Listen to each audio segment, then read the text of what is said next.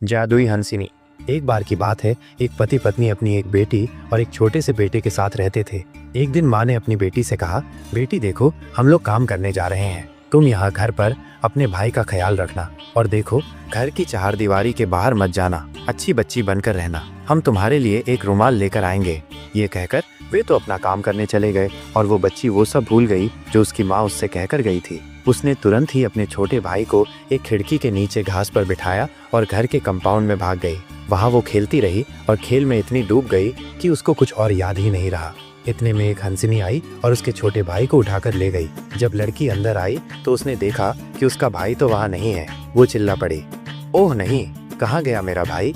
वो बेचारी इधर उधर दौड़ती फिरती रही, पर उसे उसका भाई कहीं दिखाई नहीं दिया। उसने उसका नाम लेकर जोर जोर से पुकारा भी, पर उसका तो कहीं पता ही नहीं था। वो रो पड़ी और रो रो कर कहने लगी कि उसके माता पिता उससे कितना गुस्सा होंगे, पर उसके भाई ने तो कोई जवाब ही नहीं दिया। जवाब तो कोई तब देता जब वहाँ कोई होता, वो तो बेचारा वहाँ था ही नहीं, तो वो जवाब कहाँ से देता। उसको ढूंढने के लिए वो खेतों के किनारे तक भागती चली गई, तो उसे वो हंसिनी दिखाई दे गई जो उसके भाई को उठाकर ले गई थी। वो दूर और बहुत दूर जंगल की तरफ उड़ती चली जा रही थी और उसकी आंखों से ओझल होती जा रही थी। उसे लगा कि वे हंसिनियाँ उसके भाई को अपने साथ लिए चली जा रही थी। हंसिनियाँ तो अपनी शैतानी और छोटे बच्चों को उठाने के लिए पहले से ही बहुत बदनाम थी। लड़की उन हंसिनियों के पीछे पीछे दौड़ चली।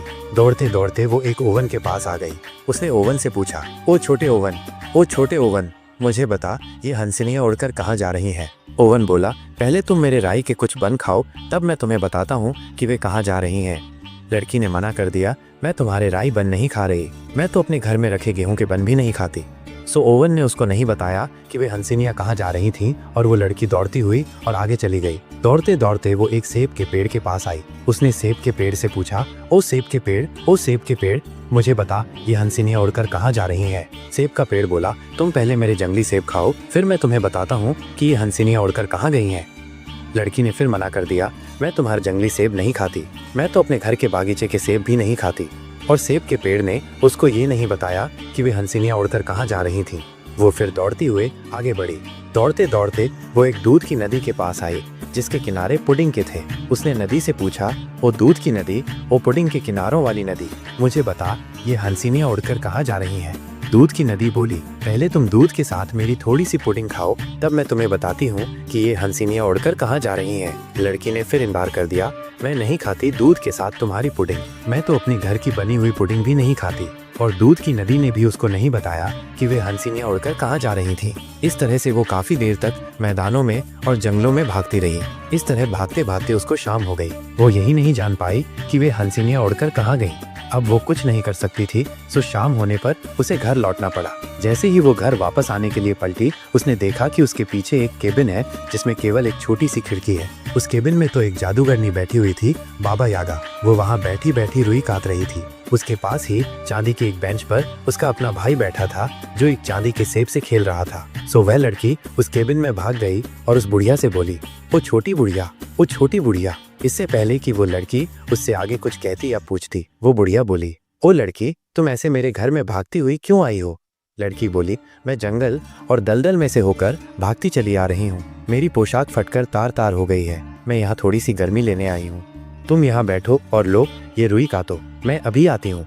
ये कहकर बाबा यागा ने उसे एक तकली दी और उसको अकेला छोड़कर वहाँ से चली गई। लड़की सूत काटने लगी। अचानक स्टोव के नीचे से एक चूहा निकला और उसकी तरफ आकर बोला, ओ लड़की, मुझे थोड़ा सा दलिया दे और मैं तुझको वो सब बताऊंगा जो तू जानना चाहती है। लड़की ने उसे थोड़ा सा दलिया दे दिया तो वह चूहा बोला, बाबा यागा आग लाने के लिए अपने नहाने वाले कमरे में गई है। वो तुझे भाप में पकाने वाली है, फिर वो तुझे ओवन में रखकर भूनेगी और खा लेगी। उसके बाद वो तेरी 2 हड्डियों पर चढ़कर चली जाएगी।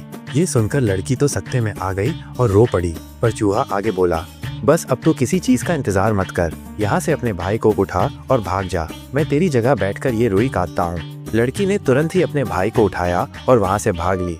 जब वो वहाँ से चली गई तो बाबा यागा खिड़की के पास आई और लड़की से पूछा, ओ लड़की, क्या तुम अभी भी सूत काट रही हो?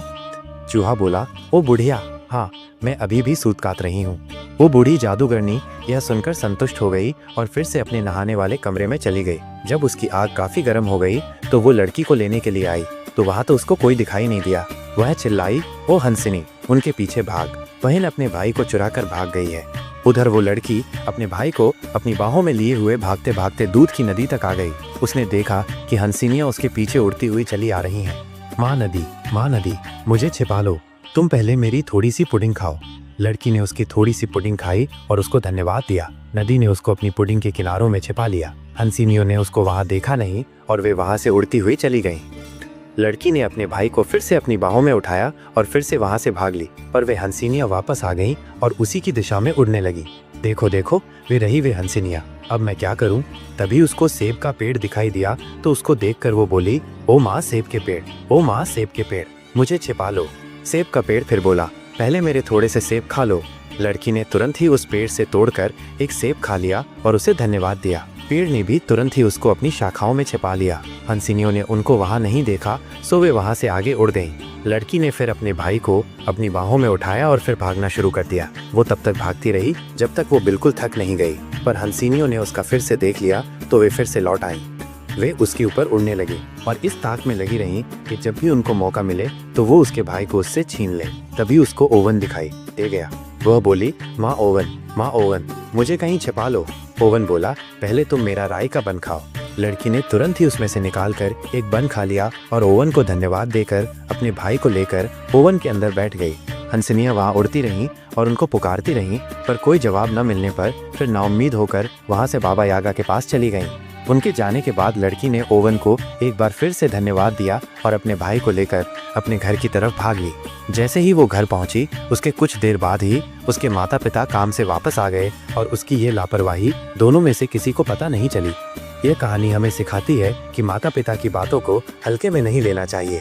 एक छोटी सी गलती बड़े संकट में बदल सकती है, लेकिन यह भी सच है कि सूझबूझ और बहादुरी से हम किसी भी मुश्किल से बाहर निकल सकते हैं। अगर आपको ये कहानी पसंद आई तो रोचक कहानियाँ को अभी सब्सक्राइब करें। नई और रोमांचक कहानियों के लिए हमारे चैनल से जुड़े रहें।